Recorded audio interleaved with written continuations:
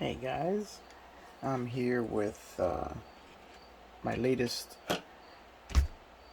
acquisition and addition to the stash, the Nissan fairlady 240ZG from Tamiya. This looks to be a really cool kit, and just in time for the release of the new Z car. If you haven't seen it, you'll catch it. There's plenty of videos on YouTube introducing the new Z car, and it looks amazing. This is the first generation of the Z car. This is the Japanese version. As you can tell by the mirrors on the fenders, the fender flares, which are or were a Japanese requirement from what I've heard. But we're not on the American cars. This will be a right-hand drive car, so you're totally going Japanese on this one. I'm gonna do a little unboxing video here, show you what you get in this kit, and it really is well made. If you look at the box here, it shows you a couple of the colors the car came in: Grand Prix white and Grand Prix red. Just more box art, which I really like. This one here shows a car with a view of the engine, and you get metal transfer decals with this one. That's going to be really cool to use. I don't know if you're like me. I'm a huge fan of the box art of model kits, and this one does not disappoint in the usual Tamiya fashion. It's a beautiful picture of the car. Alright, let's take a look at the goodies inside. Okay, this is all the paperwork that comes with the car, which has some really neat stuff in it. You get a sheet of Tamiya tech tips where they recommend their products which can be used to help you build the model, along with tips and tricks. It's a really cool sheet with a lot of really good recommendations there. I'm a huge fan of their products. So yes, this is an advertisement basically for their product, but it's also filled with useful information on what to get and how to use it. The next thing we get is really cool background information on the car. Shows you every view of it, and also gives you decal locations. Here you have, well, in Japanese if you can read it, information on the vehicle with a nice picture of the model there. And on this side is the information in every other language, or 3 other languages. So this is a really nice informational sheet, and really useful for decal location. And then we have, in usual Tamiya fashion, very neat and nicely made instruction manual. This is a very, very detailed kit. Over 30 steps to assembly. It's got details galore. I know sometimes Tamiya is a little light on the details, but this one seems to be really, really well done, and they have pulled out all the stops here. You have your brake disc with separate calipers. You have the poly caps in usual Tamiya fashion. Subframe, shocks and struts. It's the suspension is posable, so you'll be able to steer it. All sorts of details. Here you actually have the hydraulic clutch master cylinder right next to the brake master cylinder. You have your steering shaft. I mean, these are small details which would have been left out of a lot of other kits. Now, Tamiya sometimes is light on engine details, as a lot of their kits are curbside kits. This one is not. Here you get an entire engine assembly. This one even has the mounts attached to the mounting bracket, the front cover, the block itself. Here we have all of the engine accessories.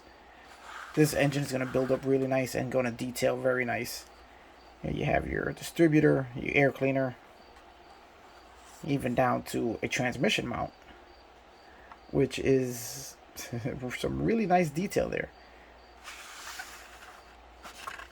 And here we were inserting the engine. Here we have our rear suspension. We have our rear differential, drive shaft assembly. The rear cover is a separate part. all the mounting bracket and carriers for the rear differential, which it's interesting that they included that. So a lot of kids don't. And here we have the rear differential inserted into the carrier, along with your control arms, the rear drum brakes on the struts. Here we have your exhaust, the radiator assembly itself, which is a multi-piece unit, which is also going to detail out very nice. Even has a battery. You have all of your interior engine compartment components. The wheels are actually these interesting 3-piece assemblies, which I'm going to have to take a really good look at. And they also use the middle transfer decals on the wheels. So I'm going to be curious as to how all of that really goes together. And then, of course, the wheels installed in usual Tamiya fashion. The interior looks like it's going to be fun to put together. Of course, you have your 3 pedals, your center console, the manual shifter with all the painting instructions for the shifter itself. They really don't skip on the details. Handbrake. Here you go, your seats. Fully detailed dash with this, and this is really interesting. The radio face is a separate part that you can detail and then install. So it has a lot of really interesting detailing opportunities here. Here's the rest of the interior. You have the central tub, 2 door panels and dash, which completes your entire interior. And then drop it right on the chassis. Let's take a look at the body here. Now this is interesting. The rear hatch assembly is a separate part, which is unusual. Usually it's just molded in. I wonder if that means you can build it in an open or closed position. That'll be interesting to find out. Here we have the front bumper, the light bezels. Here we have the whole headlight assemblies that'll enter from the inside of the vehicle. Now this is something that I found which is really interesting. All of the chrome window trim are separate parts, and for the headlights. So you won't be using any chrome Molotov pen or doing any masking when you put this together. Really curious as to how that's going to look. And here we go with the cowl with the grills. And here we go, the black, the chrome window trims, which should look really good when it's done. And here we have the rear window. Of course, the chrome trim for the rear window, the glass, the chrome trim on the side glass, and the side glass installed inside. Here we have the front bumper, or the lower valance of the front bumper, and other related parts and lights. Here is the front bumper itself with more lights. Here's a rear tail light bar, and it looks like all the lights are included, and they're all separate parts. It's going to be this nicely detailed. Here we have the rear bumper assembly. Yet you actually have to build up. It's not just going to be one piece of plastic. It's actually built up of quite a few separate pieces. And here we have all the detachable components of the body. It even has a separate gas filler door, which I don't know why they bothered to do that, but it's pretty cool that they did. Install the chassis, and then you get toward the finish line here with all of the rest of your detachable body components, and there are quite a few. And here we have the logo for the C-pillar, separate door handles, and here go your fender mounted mirrors. Here's your hood with hinge assembly, and that would be the final step in assembly here. And the interesting part of the hinge assembly is that if you look really closely here, it's actually got a notch in the hinge, so that when you open it all the way, it clips into this bracket here, which will hold the hinge, which will hold the hood open. That's really interesting. Like I said, they really went out of their way to give you every detail they could possibly fit in here, which is really, really cool. As usual, they package everything in separate plastic bags, keep everything nice and safe. Here's the body. It seems to be quite a fragile little piece. You're gonna have to be careful with it, as these A-pillars are really, really thin, which is probably why they have the reinforcement here. And they have this reinforcement here to hold the body steady so that you don't get too much flexing or warping on it. But the engraving is perfect. There's very little mold line work which you're going to have to do. Basically just here on the front fenders, from what I can see in this quick look. But it's amazingly detailed. And I think it's even going to have a gas filler neck. Didn't see that in the instructions, might have glossed over it. But this body looks fantastic. The proportions are, as usual with Tamiya, perfect. Alright, let's keep going with this.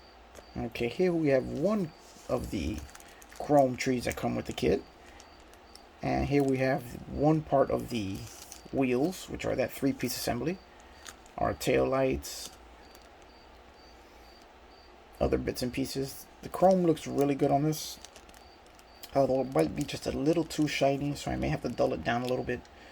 But it's really evenly plated, and again, no flash to speak of. Okay, here we have the glass. The glass looks pretty much crystal clear. I know we can't really see it too well in the camera with the plastic bag in it, but trust me when I tell you it looks pretty crystal clear, very distortion free.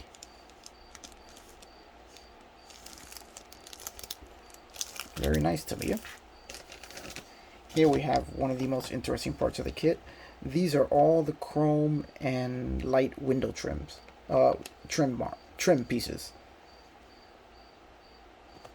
Now, Revell did something like this similar with their new Jaguar E-Type. And I'm going to be really curious to see how all this goes together. Again, the chrome is very nice and evenly plated. It's really beautiful. Alright, let's keep going with this here. Alright, and here we have this one we can get a little closer look at. That engine casting is beautiful. I mean, it's crisp, clear, no flash, no distortions in the plastic. It's just beautiful casting. I mean, Tamiya, their engineering of their kits is amazing. Look at that fan with every blade turned in the right direction. The belt assembly, again, beautiful casting. Here's the front cover. Look at the detail in that cover. Let's see if we can get you a better look at it. Look at the detail in that cover. That is beautiful.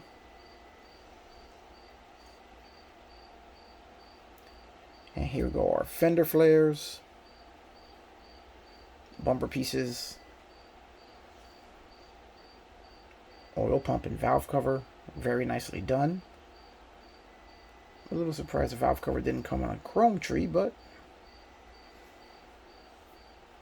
that is very nice. And now here we have our interior pieces. You can see again, well, actually flash is non-existent on this kit. It's going to be an easy assembly. Very little cleanup is going to be needed, if any at all. And here we have the other two pieces of the wheels.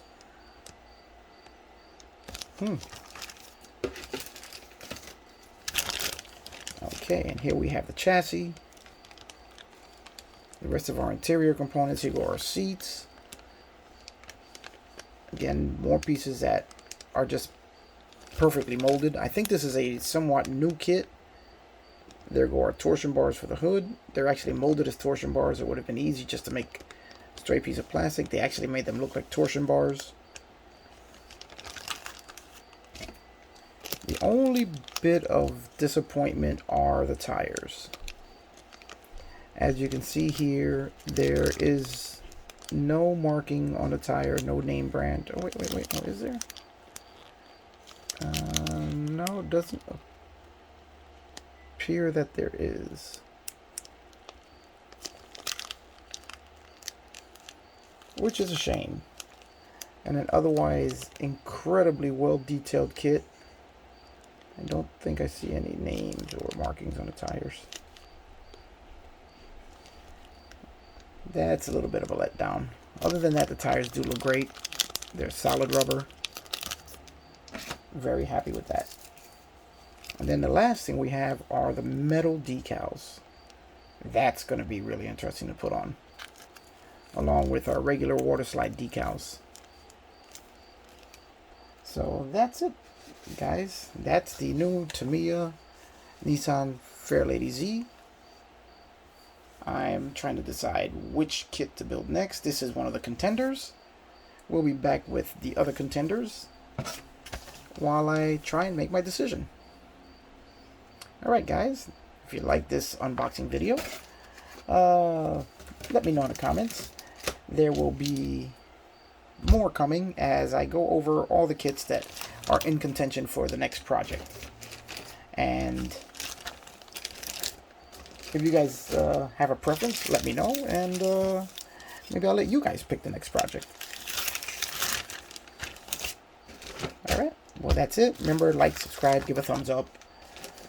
You know, the usual blah blah blah YouTube-ness. And I will see you guys on the next one.